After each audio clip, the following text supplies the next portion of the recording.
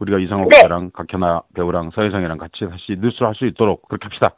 많은 분들이 힘이 돼줬으면 좋겠어요. 네. 오빠, 뉴스 나오세요.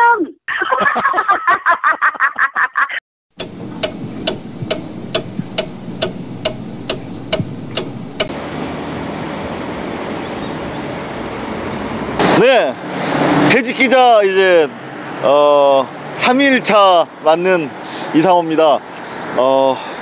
겨울이면 괜히 이렇게 더 추운 것처럼 느껴지는 것처럼 해직 기자가 되고 이렇게 또 재판을 받다 보니까 좀 더 신경이 쓰이는 게 좀 사실이네요. 전두환 취재, 공무집행 방해, 공판.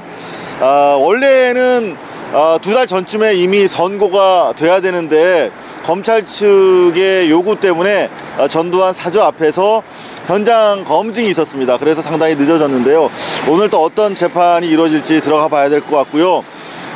사실 모든 재판이 그렇습니다만 이제 58번째 맞는 재판, 지면은 감옥행입니다.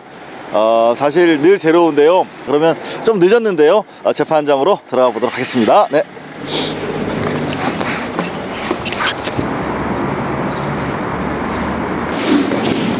아이고,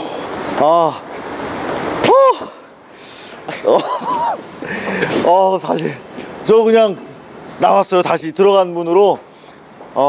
감사합니다, 변호사님. 네, 법정 구속 다행히 안 됐네요. 그러니까 저는 혹시나 법정 구속될까봐. 그러니까 모든 재판은 아무리 준비를 해도 가능성 반반이지 않습니까? 네. 더구나 형사재판 같은 경우에 불시에 법정 구속이라는 게 있기 때문에 사실 좀 마음을 졸였는데 다행히 법정 구속되지 않고 무사히 다시 들어간 문으로 나왔습니다.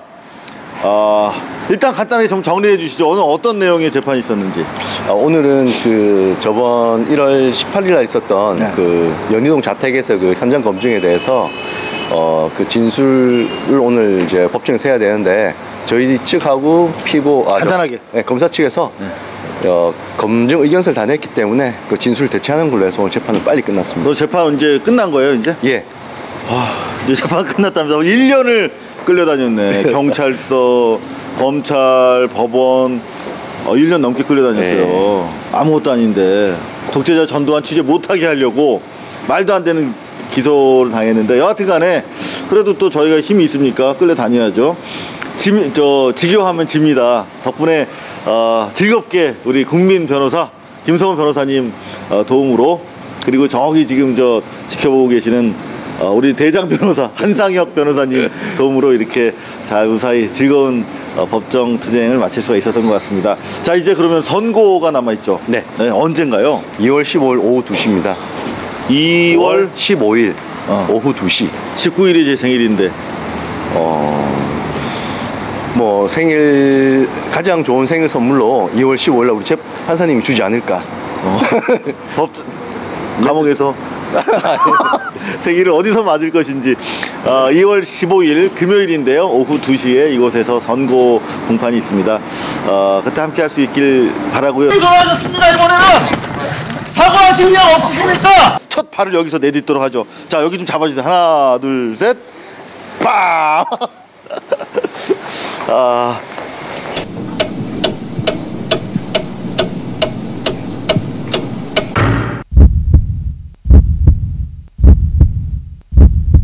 저는 이미숙 씨에게 책임 있는 구체적인 팩트로서 해명을 할 것을 권고한 겁니다. 저는 판결문에 나온 이야기를 했다는 이유로 지금부터 경찰 조사를 받으러 들어가도록 하겠습니다. 다녀와서 다시 여러분들 자세한 말씀 드리도록 하겠습니다. 다녀오겠습니다.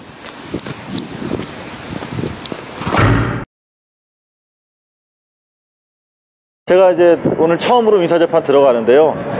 정확하게 어떤 이야기가 진행이 됐는지. 오늘 거의 마지막 재판이었던 것 같은데, 우리 이미숙 재판, 민사재판 10억 원짜리인데 이제 결심, 변론을 마쳤죠, 오늘 최종적으로? 네, 오늘 결심했고, 네. 이제 선고가 네. 2013년 1월 23일 오전 10시로 잡혔습니다. 1월 23일 오전 10시 새해 벽두부터 저는 선고가 이제 이어집니다. 네.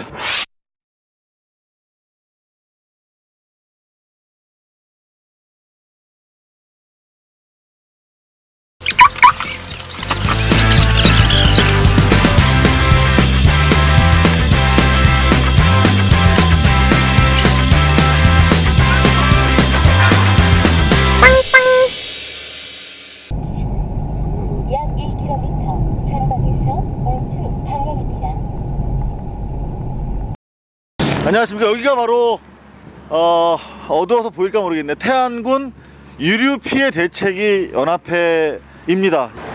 그 사고 피해가 있고 나서 5년 만이죠. 처음으로 법원이 피해에 대해서 결정을 내렸습니다. 하지만 이 지역 주민들이 원하던 피해 보상액의 10분의 1에 달하는 그런 수준에 불과하다고 해서 불만들이 대단히 높은데, 과연 이분들의 피해를 돈으로 어떻게 산정할 수 있겠습니까? 많은 그나마도 상당히 미흡하다라고 하네요. 일단 한번 들어가서 이야기 들어보도록 하겠습니다. 되게 오랜만에 뵙네요.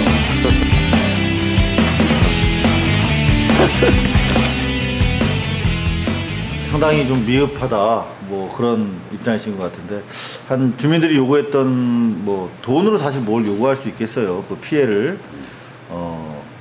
근데 한 10분의 1 정도에 불과하다. 이번에 서산 지원의 사정 결과를 보면은 약간 상회는 했습니다만 한 약 10% 정도. 자, 그러면 이제 10분의 1이라도 돈을 받을 수가 있게 된 건가요? 신청인과 채권자, 우리 피해민과 유조선 측 어느 한쪽에서도 이의 소송을 하게 되면은 이제 민사로 자동으로 가 있습니다. 앞으로 몇 년을 더 기다려야 될지 모르겠습니다. 근데 정말 그 안타까운 부분은 피해를 막대하게 보고도 단 한 푼도 피해액이 산정이 안 된 분들도 많이 계시다고 그래요. 상당히 많습니다. 그런 분들이. 그분들은 왜 그런 거예요? 뭐 인과관계가 없다, 뭐 지역별로 뭐 이게 뭐 여러 가지 뭐 말도 안 되는 이유를 달아가지고 이제 그 제로 처리됐는데.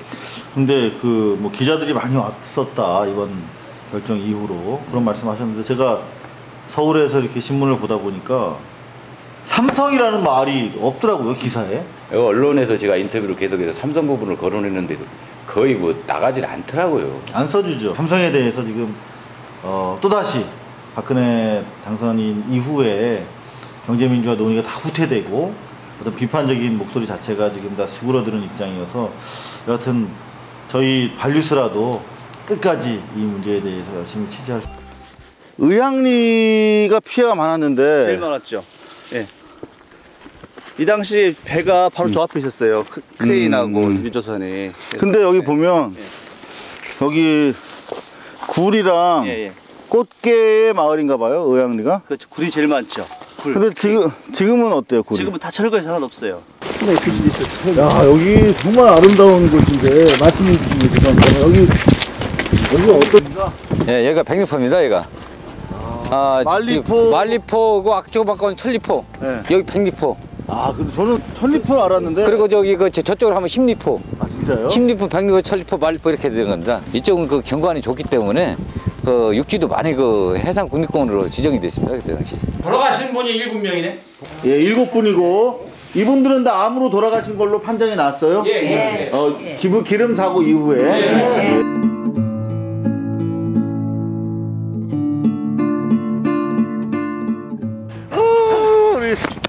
자, 여러분, 우리 국민 변호사 김성훈 변호사가 서울에서 막 도착을 했습니다. 예. 가만있어 봐. 여기 그렇지. 요구된 복장대로 나비 프로젝트. 좋습니다. 네, 여하튼 됐고, 우리 지금 가이도를 들어가야 돼요. 네. 피해가 뭐 이만저만이 아니라는데 실태를 보고 혹시 우리가 도와드릴 수 있는 게 있는지 한번 살펴보자고요. 네, 알겠습니다.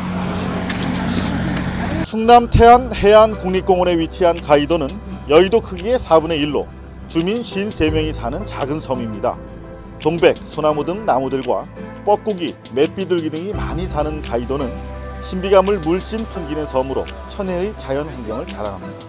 사무총국에서 기름육 철제지 5주년을 맞이해서 지금 오셨습니다. 마을 이장의 방송을 듣고 섬 주민들이 속속 모이기 시작합니다.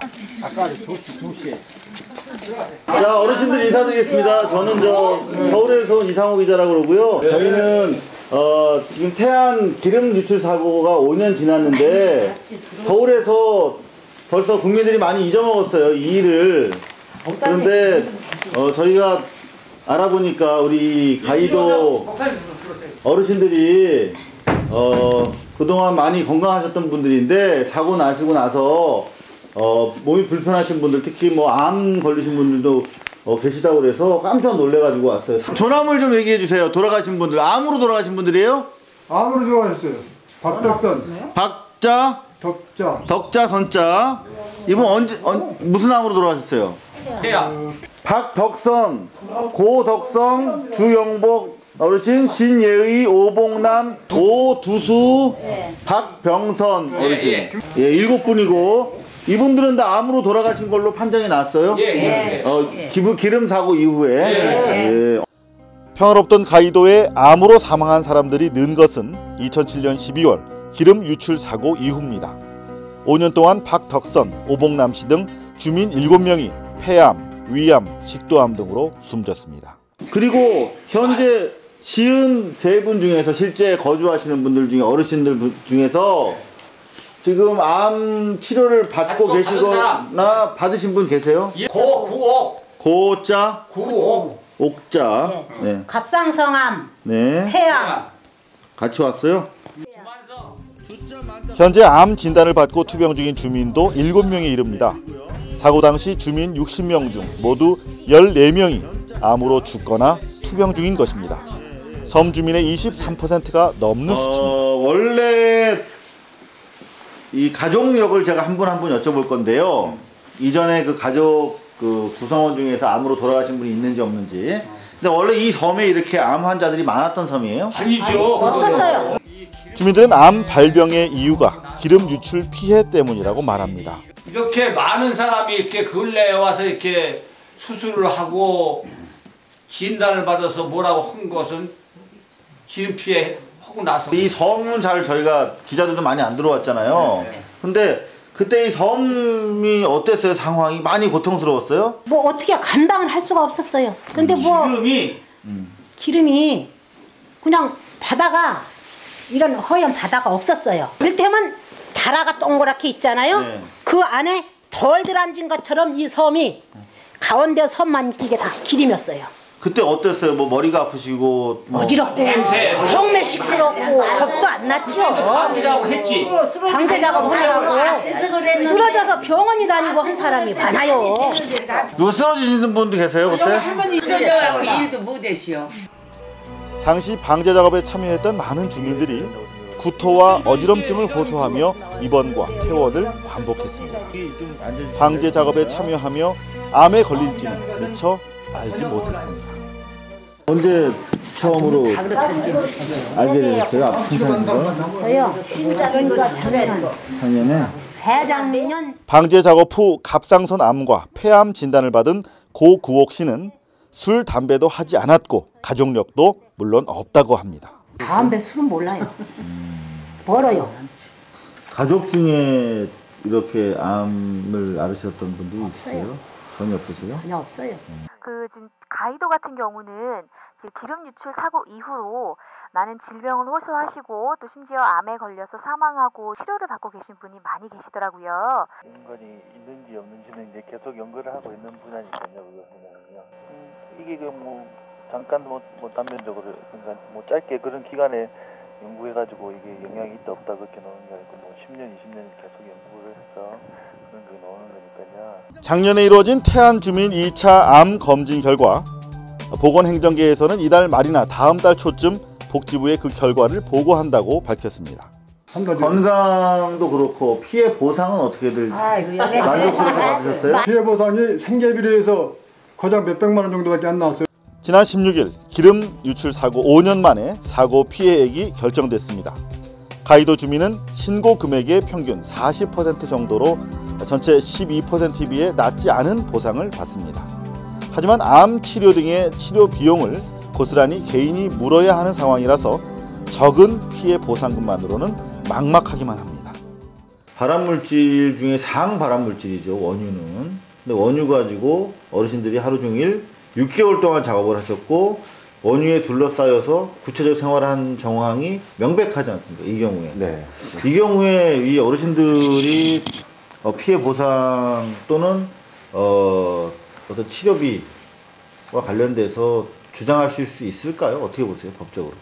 그 당시에 그 작업했던 그 개월 수가 6개월이라든가 또 고령이었다는 점, 그리고 또 기존에 그 어떤 아무 병력이나 이런 게 없었는데 짧은 기간 내에 사고 이후에 이렇게 많은 질병을 앓고 또 돌아가시고 한 점 이런 거 비춰볼 때 그 인간관계에서 상당성이 일단 아직까지 국내에서 이렇게 기름 유출 사고로 인한 피해로 인해서 어떤 그런 개인의 질병과 관련한 손해배상이나 없죠. 그런 건 아직은 제가 알기로도 없는데 없어요. 그렇다고 첫 사건이라고 해서 뭐 무조건 뭐 어떤 개인의 그런 뭐 아까 말씀하신 어르신들 연령 문제로만 개인적으로 치부해서 아무 문제가 없다라는 뭐 정부나 삼성의 입장은 좀 문제가 있다는 생각이 들거든요. 기름 사고 이후 처음으로 가이도에서 기자를 만났다는 주민들. 아픈 데를 이야기하는 것만으로도 속이 조금은 후련해졌다고 합니다. 어젯밤에 저희가 이 가이도 마을회관에서 어르신들 만나 뵙고 정말 놀랐어요. 네. 법적으로 좀 도와드릴 수 있는 방법 없을까요? 그 어르신들하고 더 말씀을 좀 나눠보고 네. 뭐 생각이라도 조금이라도 있고 도와줄 수 있다고 하신다면 그런 거 바라신다면 이야기를 해서 한번 방법을 찾아야 되지 않을까라는 생각이 들었습니다. 마을 가운데 자리 잡은 450년 먹은 은행나무. 지난 태풍에 잘려나간 가지가 마을의 오늘을 말해주는 듯 애처롭기만 합니다. 기름 피해 후 5년이 지난 지금 마을은 가시적으로는 깨끗해졌지만 주민들에게 쌓인 상처는 아직도 검은 기름처럼 깊어가고 있었습니다.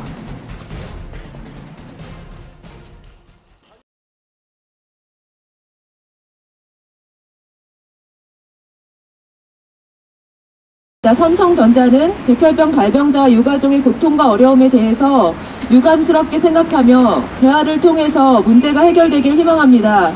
이에 조속한 시일 내에 만남의 자리가 마련되어 허심탄회한 대화가 이루어지길 기대합니다. 라고 하는 첫 공식 대화 제안 문서를 보내왔습니다.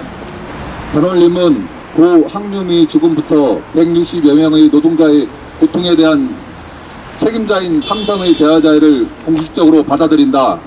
반올림은 삼성전자 직업병 문제를 해결하고 재발을 방지하기 위한 의미와 의지를 다지며 대화에 임할 것이며 삼성전자 역시 대화 과정에서 발생할 수 있는 우려를 불식시키고 책임지는 자세로 대화에 임할 것을 기대한다. 삼성에다 무엇을 얘기하고 무엇을 주제로 얘기를 할 건지 그 주제거리를 뽑아야 되기 때문에 지금 뭐 어떻게 정해진 게 아무것도 없기 때문에 앞으로 이제 이 대화에 대해서는 그 협의한 적이 없어가지고 그 지금 가서 이제 그 반올림 사무실에 가서 이 피해자 가족들하고 반올림 사람들하고 이제 협의를 해갖고 무엇을 이 대화 주제로 해서 풀어나갈 건지는 지금 가서 정하겠습니다.